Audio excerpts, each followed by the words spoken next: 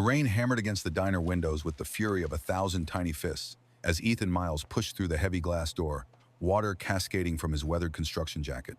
The fluorescent lights above flickered intermittently, casting uneven shadows that danced across empty tables like ghosts of busier times. There, in the farthest corner booth where the light barely reached, Sandra Carter lay slumped against the cracked vinyl seat, her blonde hair falling like a curtain across a crumpled napkin stained with coffee rings and tears. Beside her trembling hand, a piece of paper bore words written in shaky script that seemed to pulse with their own desperate energy. Recipes for the soul. Dishes to help you forget the pain. The clock on the wall read 2:47 a.m., its second hand ticking with unusual loudness in the empty space. And in that precise moment, something fundamental shifted in the air between them, like ingredients transforming in heat. Sandra Carter had once commanded kitchens with the precision of a conductor leading the world's finest symphony orchestra. At 28, her hands still carried the muscle memory of 1,000 services, each movement practiced until it became poetry. Those hands remembered the weight of professional chef's knives, the particular balance of her favorite santoku, the dance of flames that could turn simple ingredients into edible art.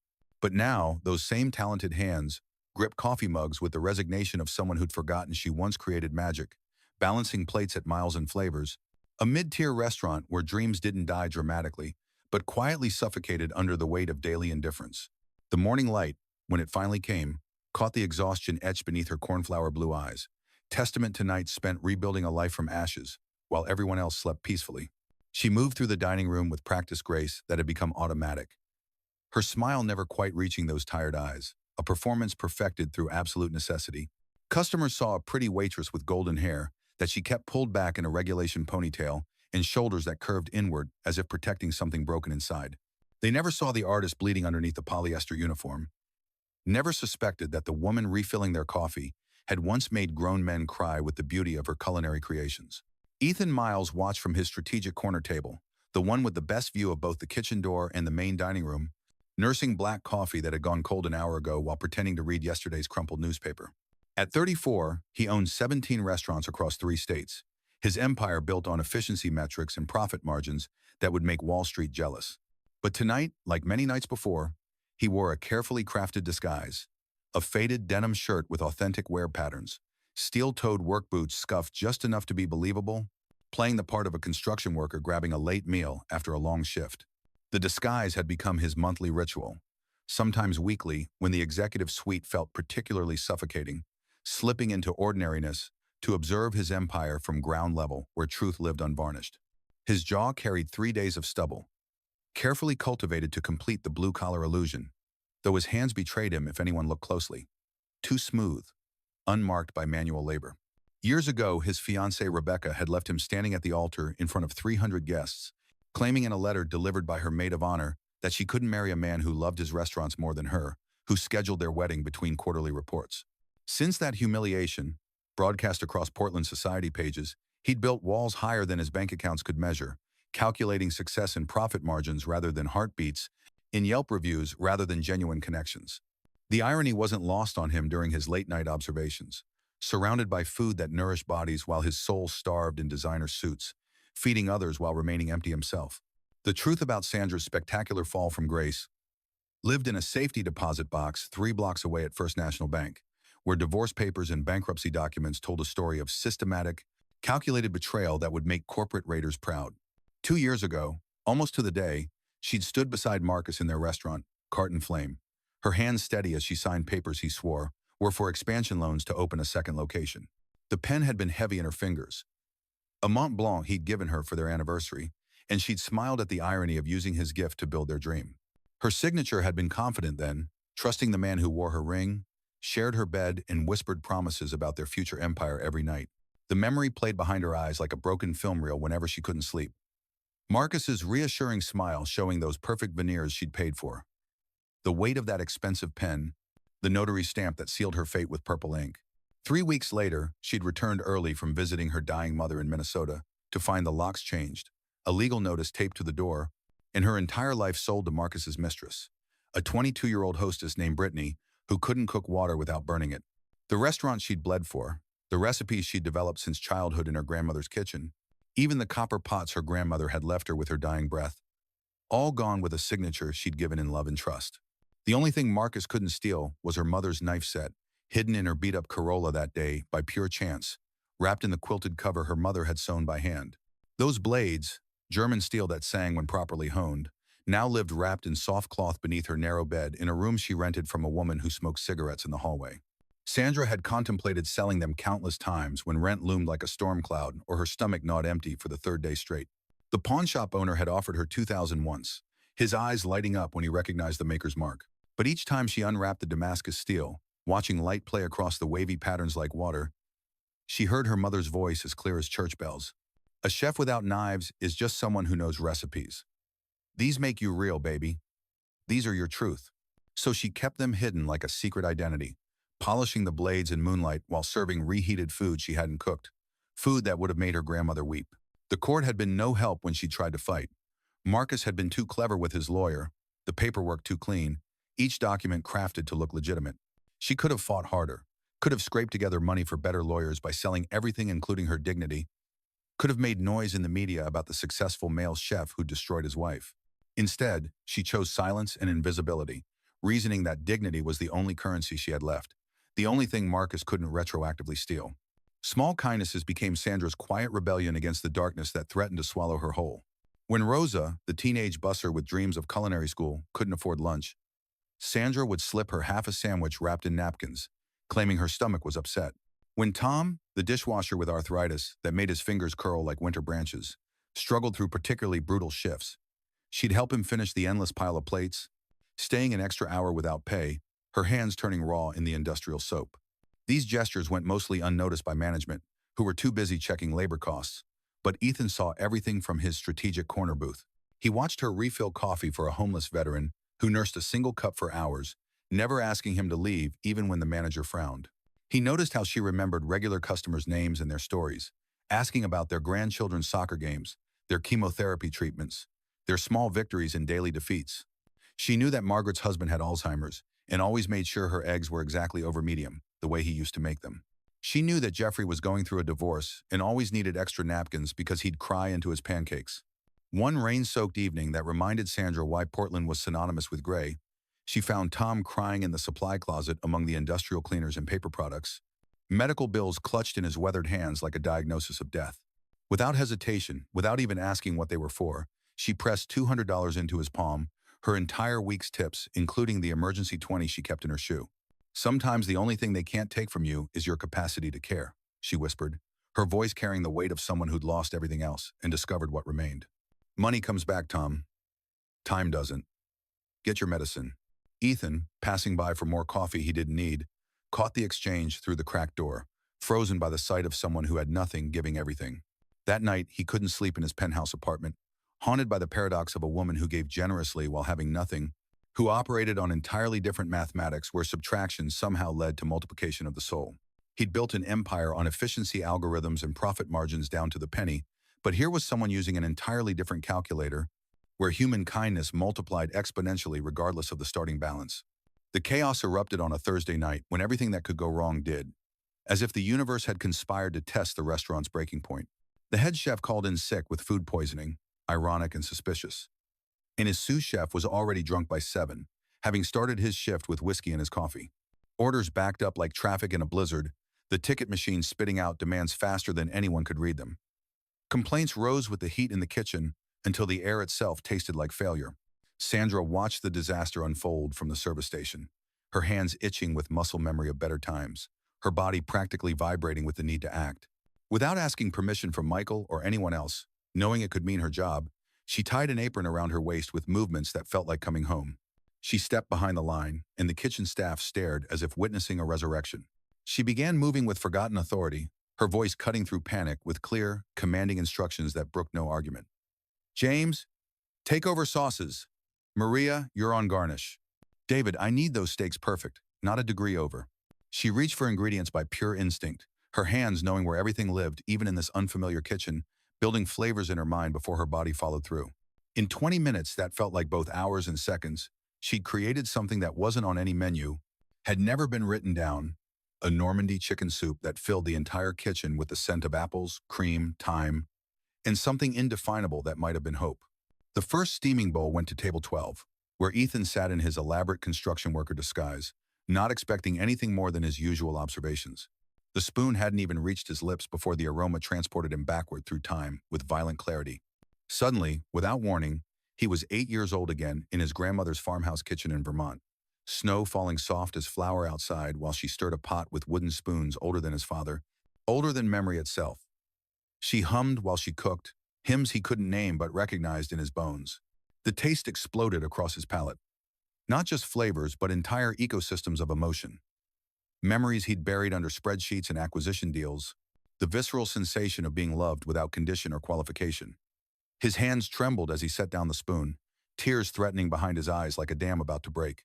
Around him, other diners were having similar experiences, conversations stopping mid-sentence as the soup worked its inexplicable magic. An elderly woman 3 tables over began crying openly, telling her embarrassed daughter about her own mother's cooking during the Depression, how love had tasted exactly like this. A businessman forgot his phone call, staring into his bowl as if it contained answers to questions he'd forgotten to ask. The entire restaurant fell into a church-like hush, people eating with the reverence usually reserved for communion. Sandra didn't see the transformations rippling through the dining room. She was already back at the industrial sink, washing dishes as if nothing extraordinary had happened, as if she hadn't just performed alchemy. But Michael, the shift manager who usually cared only about table turnover rates, noticed the sudden hush, the way customers flagged him down with something approaching desperation to ask about the soup that wasn't on any menu. Within an hour, word had spread through the entire restaurant like wildfire, everyone wanting what couldn't be ordered, what didn't have a price or an item number in the system. Michael found Sandra elbow-deep in suds that smelled like industrial degreaser and grabbed her arm harder than necessary. "What did you do?" he hissed, his face red with either anger or confusion. But his rage dissolved like sugar in rain when he saw her face. She looked absolutely terrified, like someone who'd accidentally revealed state secrets. "I'm sorry," she whispered, her voice breaking. "I just wanted to help. The kitchen was drowning, and I couldn't watch anymore. I'll pay for the ingredients. Please don't fire me. I need this job." Before Michael could formulate a response, Ethan appeared at his shoulder, still in his construction worker costume, but forgetting to maintain the character. "That soup?" he said quietly, his voice carrying an urgency Michael had never heard from a customer. "Where did you learn to make it?" Sandra's eyes went wide with the particular fear of someone who'd learned that good things get taken away. "My mother taught me before she died. It was her mother's before that. Please, I'll pay for the ingredients. Don't fire me. I can't lose another job." The following week, Ethan couldn't stop thinking about the soup, about the way Sandra's entire being had transformed when she cooked, like watching someone remember they could fly. He'd returned every single night since, ordering different items from the menu but really watching for glimpses of the chef hidden inside the exhausted waitress. He saw how she unconsciously seasoned the salt shakers when she refilled them, adding a tiny pinch of herbs from her pocket. How she rearranged plates before serving them, improving presentations without seeming to notice. How her fingers traced the rim of soup bowls as if reading braille messages only she could understand. On Friday, disaster struck with the precision of a planned demolition. Sandra arrived for her shift to find an eviction notice taped to her locker in aggressive red letters. Her roommate had disappeared with 3 months of rent money, leaving only a note that said, "Sorry, emergency." She worked her entire 8-hour shift, with the paper burning in her pocket like a brand, her smile never wavering even as her world crumbled into smaller and smaller pieces. She served families celebrating birthdays, couples on first dates, business meetings that would change lives, all while calculating how many nights she could sleep in her car before someone noticed. At closing time, she sat in the rain behind the restaurant next to the dumpster, her mother's knives clutched to her chest like a child holding a teddy bear, having nowhere else to go and no one to call. Ethan found her there an hour later, no longer bothering with his disguise, his expensive suit getting soaked in the downpour. The rain had plastered her hair to her face in golden ribbons, and she looked up at him with eyes that had given up fighting, that had accepted defeat with the quiet grace of someone who'd lost too many times to rage anymore. "Let me help," he said simply, his voice rough with something that might have been emotion. She laughed, but it was bitter as burnt coffee, broken as the bottles in the recycling bin. "Why would a customer care about a waitress's problems? What's your angle?" He sat down beside her in the puddle that was forming, his Italian leather shoes soaking through immediately. "Because that soup you made reminded me what it feels like to be human. Because I've been watching you for months, and you're the only real thing in this whole fake empire I've built." The walk to his Mercedes was silent except for the rain and their footsteps. Sandra too exhausted to protest, too empty to argue. He drove her to a small apartment he kept for visiting corporate executives, his hands shaking slightly as he fumbled with keys, while she stood shivering in the hallway, water pooling at her feet. Inside, the space was warm and clean and safe. Nothing like the moldy room she'd been evicted from. Nothing like anywhere she'd lived since Marcus stole her life. While Sandra showered off the rain and the smell of the restaurant, Ethan attempted to cook for the first time in years. He made instant noodles, adding eggs and green onions he found in the surprisingly well-stocked fridge, the absolute extent of his cooking abilities despite owning restaurants.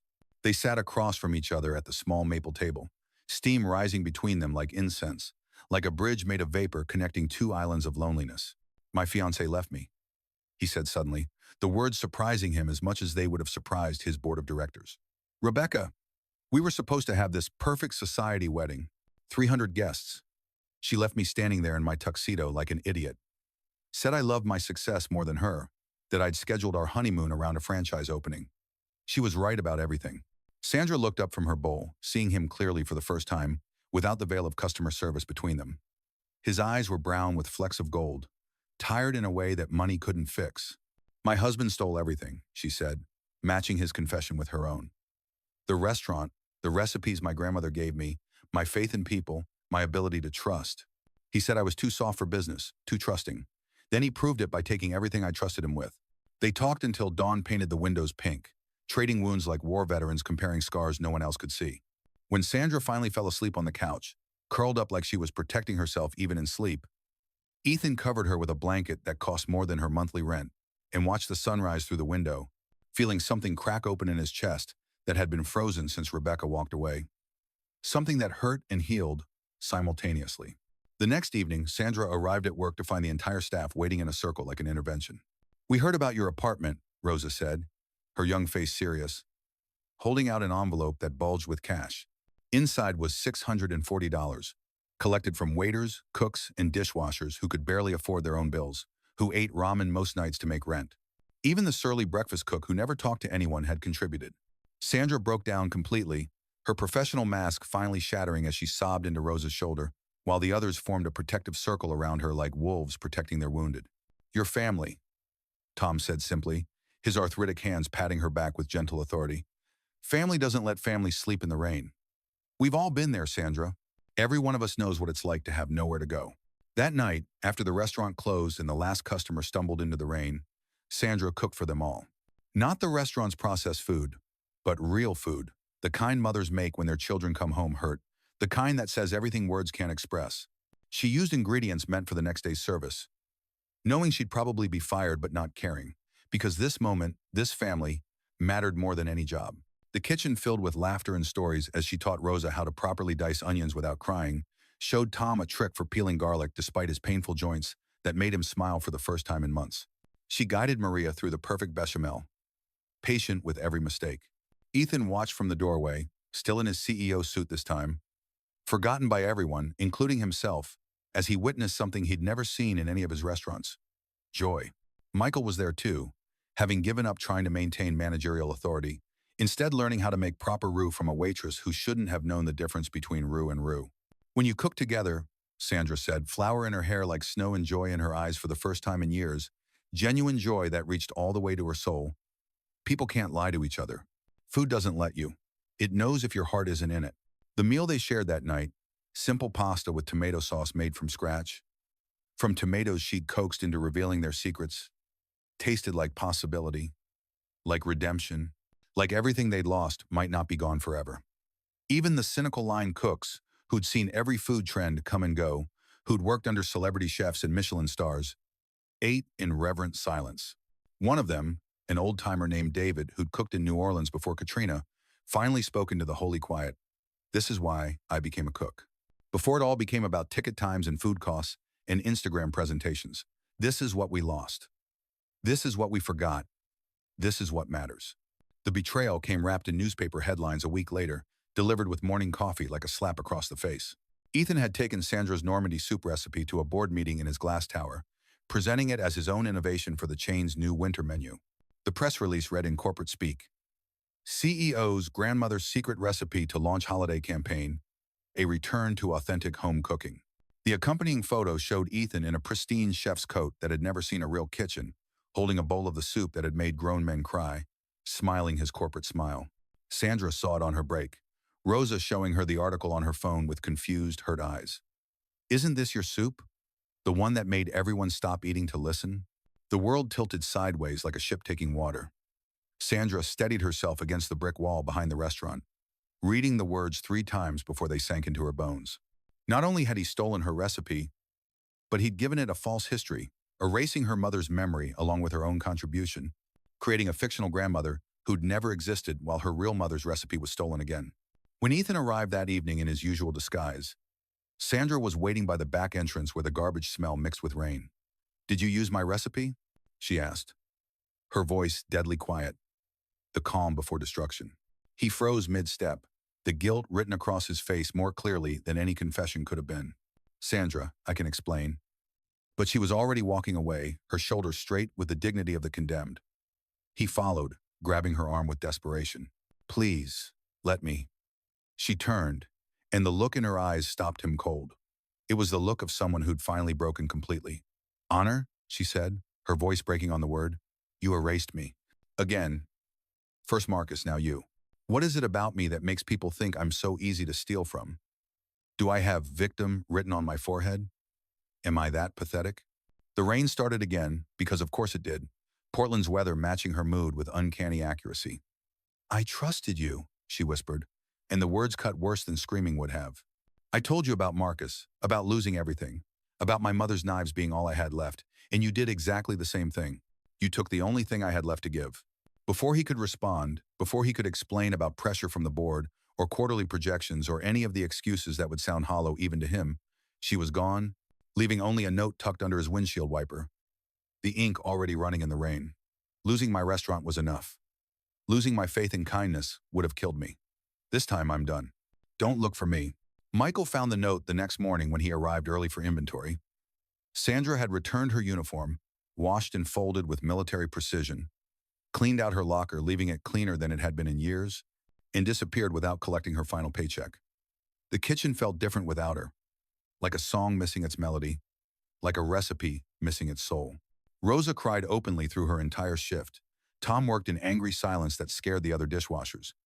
And even the cynical line cooks seemed subdued, their usual jokes falling flat. The Normandy soup, now being prepared in vast quantities for the chain launch, tasted wrong no matter how exactly they followed the written recipe. Each batch was technically perfect but essentially empty, like a photograph of a smile versus an actual smile. Ethan stopped coming to the restaurant entirely.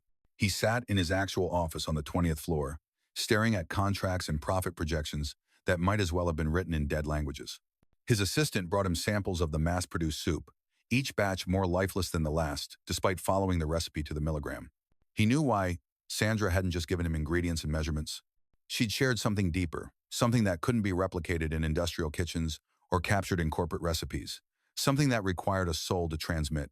The theft felt heavier each day, like swallowing stones, compounded by the memory of her eyes when she'd realized what he'd done.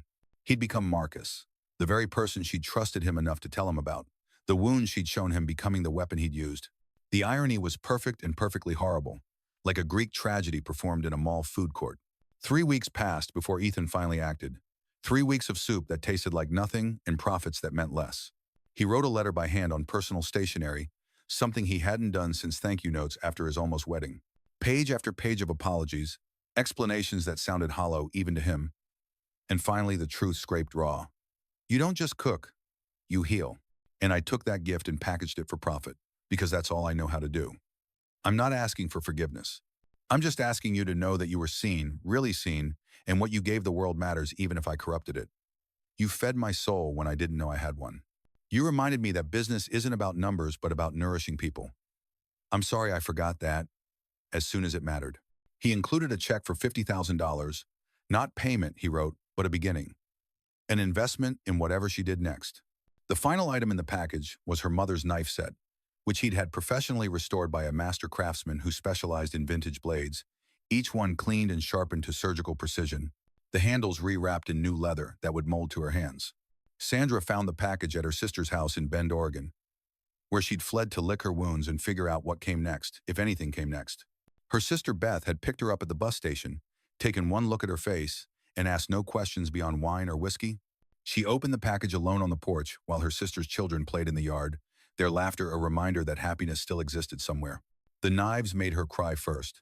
Seeing them restored was like having a piece of her mother return from the dead, like recovering something from a house fire you thought was ash. The letter took longer to process, each reading revealing new layers. She read it 6 times, each time finding something different. Regret that seemed genuine, understanding of what he'd done, acknowledgement of the pattern he'd perpetuated. Not forgiveness, not yet, maybe never, but understanding maybe. The check she almost threw away, pride warring with practicality, until her sister pointed out with older sister wisdom that accepting it wasn't weakness but justice. He's not paying you for the recipe, Beth said, watching her sister hold the check like it might explode. He's investing in whatever you do next. Don't let pride keep you from taking what you're owed. The charity event was Michael's idea, born from guilt over not standing up for Sandra earlier and his growing realization that something precious had been lost. Miles and Flavors would host a fundraiser for the local food bank, with special guest chefs creating unique dishes to be auctioned for charity. Ethan agreed numbly, mostly because he'd agreed to everything lately, moving through days like a ghost at his own haunting. What he didn't know was that Michael had tracked down Sandra through Rosa's Instagram sleuthing and invited her to cook. Not for him, Michael had said over the phone, his voice gruff with emotion he didn't usually allow. For everyone else who misses you. For Tom and Rosa and David. For the people who need to remember why food matters. Why we all started doing this before it became about careers. Sandra had almost refused, the wound still too fresh. But something in Michael's voice, the suggestion that this was bigger than her pride or Ethan's guilt, that other people needed this, made her agree. The night of the event, Sandra worked in a corner of the kitchen, keeping away from the main action like a wounded animal avoiding the pack.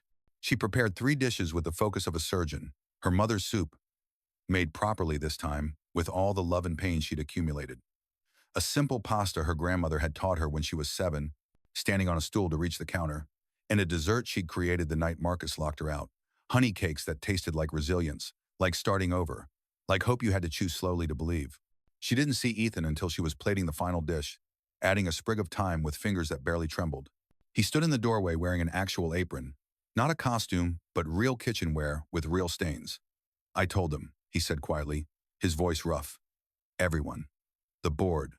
The press. Everyone. I told them the soup was yours, that I stole it. That the whole campaign was built on a lie. The launch is canceled.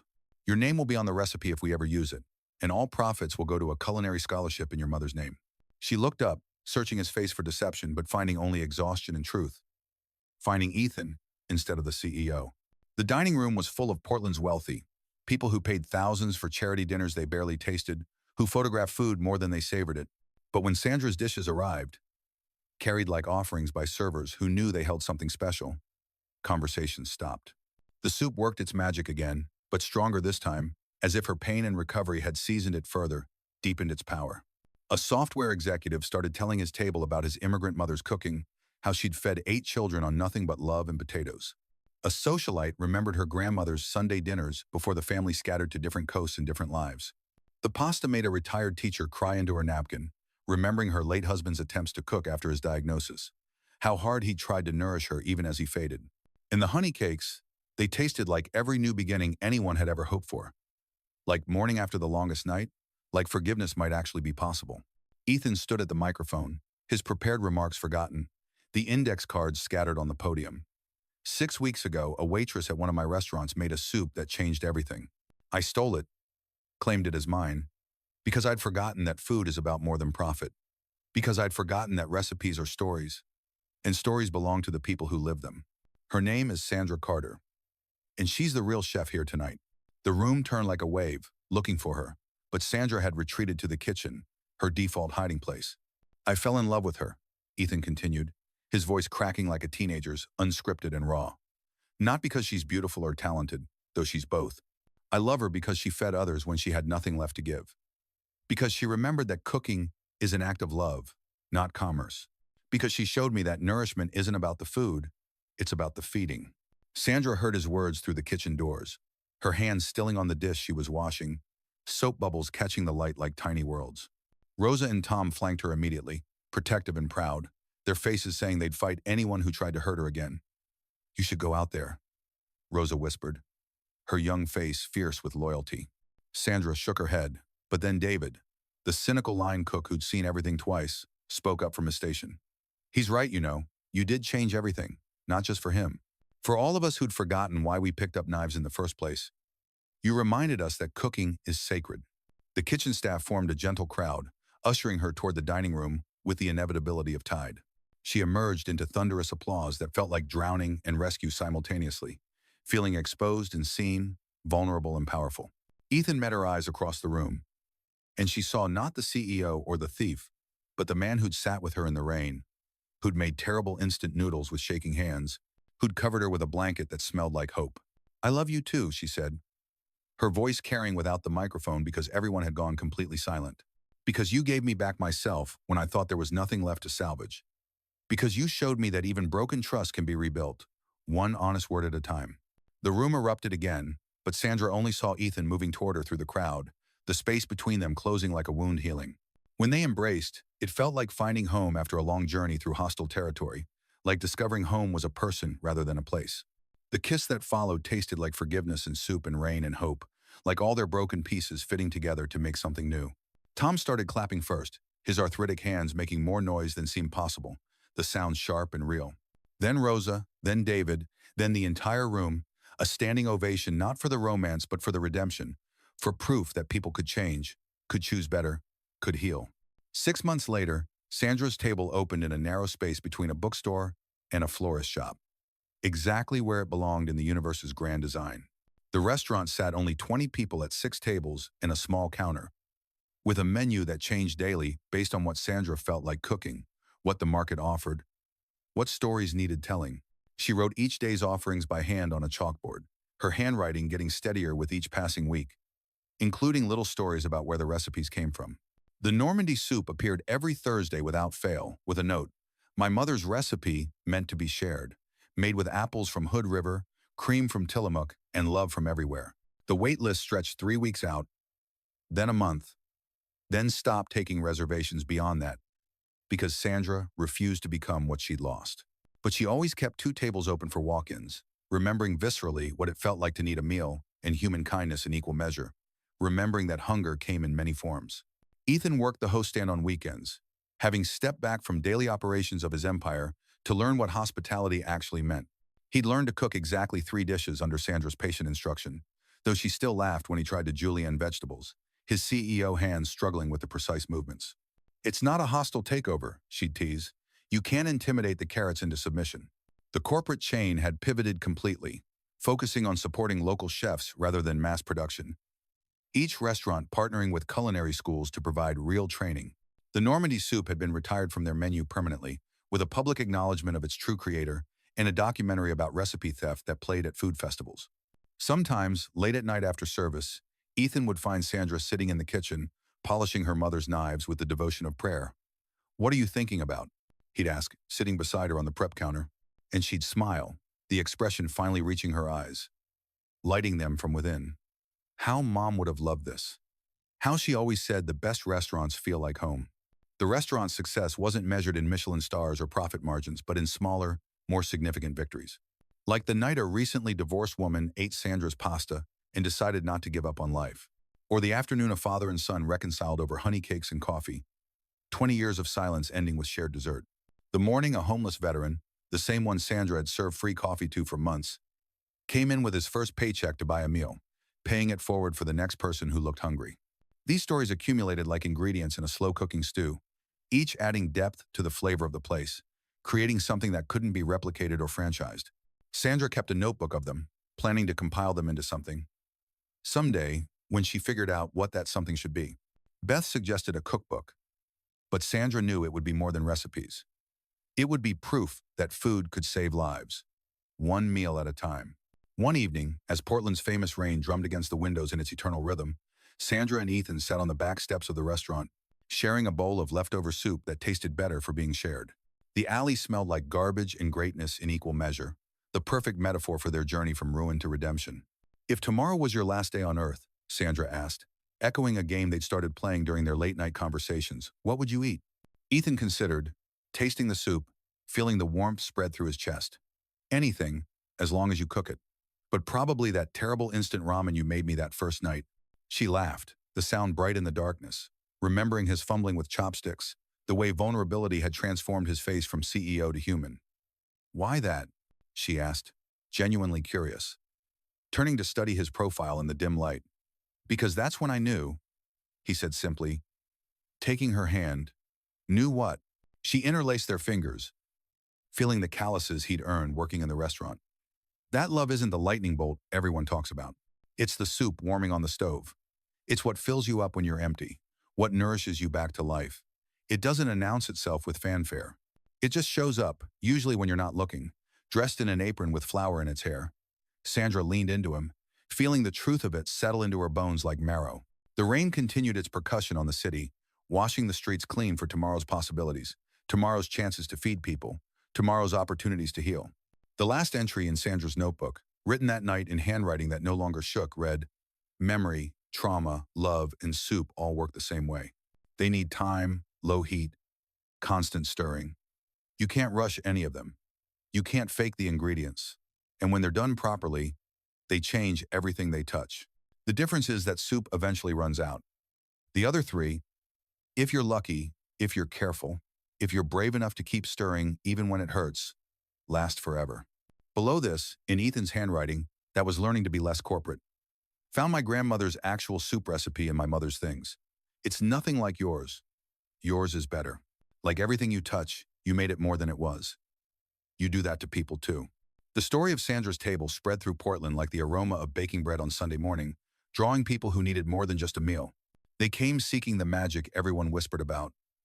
The food that could heal old wounds, bridge impossible gaps, remind people why life was worth living even when it hurt too much to breathe. Sandra never promised miracles, just honest food made with love and the kind of attention that had become rare in a world of quick fixes and instant everything. But miracles happened anyway. Small ones. The kind that looked ordinary unless you were paying attention. Unless you knew that ordinary miracles were the only kind that really mattered. A mother and daughter reconciling over dessert after 5 years of silence. A widower learning to eat alone without crying into his soup. A young chef, burned out and bitter from restaurant politics, remembering why she'd entered the profession, why her hands had first reached for knives. The wedding was held in the restaurant on a Thursday, soup day, because of course it was. 20 guests, each one someone who'd been part of the journey from breakdown to breakthrough. Tom walked Sandra down the narrow aisle between tables, his arthritis forgotten for the moment, his back straight with pride. Rosa was maid of honor, wearing a dress Sandra had helped her pick out, her smile bright enough to power the city. Michael officiated, having gotten ordained online specifically for the occasion, his gruff voice breaking when he talked about second chances. The vows were simple, exchanging promises to feed each other in all the ways that mattered: body, soul, and the spaces in between where hunger lived. The rings were presented on a small plate Sandra's mother had loved, one of the few things she'd managed to save from her old life, china so thin you could see light through it. When Ethan kissed his bride, the room tasted like joy, literally, as Sandra had infused the champagne with edible flowers that released their flavor slowly, each sip a different note of happiness. The honeymoon was a road trip to find Sandra's grandmother's grave in Idaho, which had been lost to family discord and time, buried under years of resentment and missed chances. They found it in a small cemetery outside Boise, overgrown with wildflowers but still standing, the stones still readable.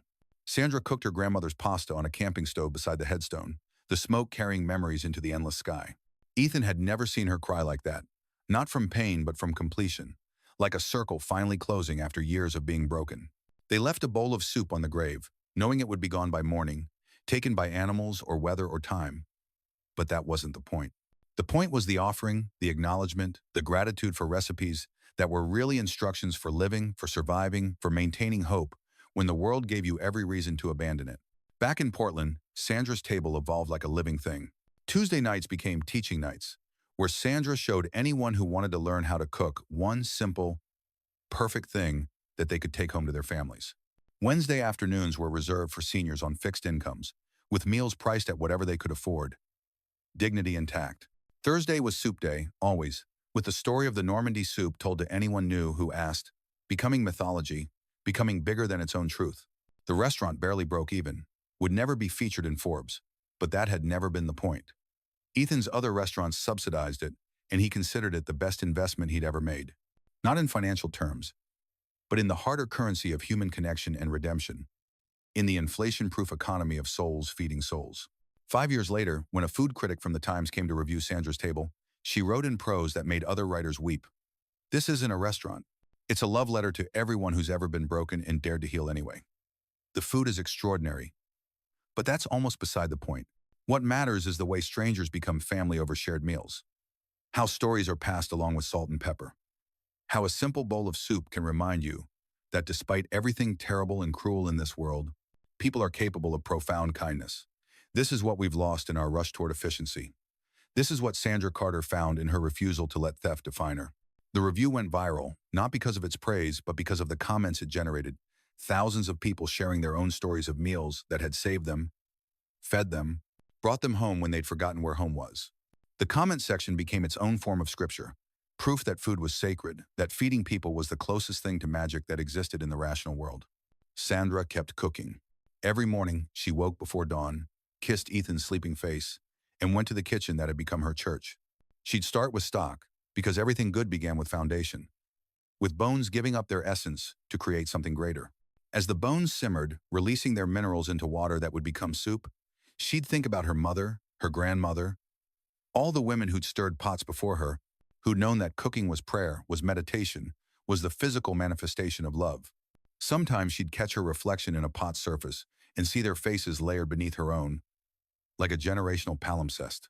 The cutting board bore thousands of knife marks, each one a small prayer, a tiny transformation of raw into ready, of ingredients into sustenance, of sustenance into joy. When the baby came, because of course there would be a baby, life insisting on itself, Sandra was making bread, her hands deep in dough when the first contraction hit. She finished kneading, set the loaves to rise, and only then told Ethan it was time. He drove while she breathed through contractions, a pot of Normandy soup cooling in the back seat for the nurses who had helped deliver their daughter. They named her Grace, not for religious reasons, but because that's what their story had been about. The grace of second chances, of forgiveness earned rather than demanded, of learning to feed others even when you're starving, especially when you're starving. Grace grew up in the kitchen, sleeping in a basket near the warm ovens, learning to walk by pulling herself up on prep tables, saying hot before mama because Sandra was always warning her away from stove flames. The final scene, if this were a movie that Hollywood would never make because it was too quiet, too real, would be this. Sandra teaching Grace to make soup, the child's small hands guided by her mother's experienced ones, 4 generations of knowledge passing through touch. Ethan watching from the doorway, no longer needing any disguise because he'd learned who he really was. The restaurant full of regulars who'd become family, their conversations a symphony of connection, of lives intertwined over shared meals. Steam rising from the pot like incense, blessing everyone it touches, consecrating the ordinary moment into something sacred. And Sandra's voice, calm and sure, as she tells her daughter the same thing her mother told her. The secret ingredient isn't love, baby, though love is part of it. It's continuing. Even when you've lost everything, even when they take it all, you keep cooking, you keep feeding people, you keep believing that a shared meal can change everything. Because it can. It did. It does. It will. The truth about healing, Sandra would write in her memoir years later when publishers finally convinced her that her story needed telling, is that it comes not in grand gestures but in small, repeated acts of nourishment. A bowl of soup on a cold day. A kind word when the world has been cruel. A second chance when you've used them all up. These things accumulate like flavors in a long-simmered stew, each adding depth and complexity until suddenly, without quite knowing when it happened, you realize you're whole again. Different than before, scarred certainly, seasoned definitely, wiser hopefully, but whole. And that wholeness, once achieved through the alchemy of time and patience, and stirring even when your arm aches, becomes something you can offer others. One plate at a time, one story at a time, one moment of connection across a shared table where everyone is welcome and no one leaves hungry. This is the mathematics of the heart. What you give away multiplies. What you hoard diminishes. And the only thing that matters in the end is how many people you fed along the way.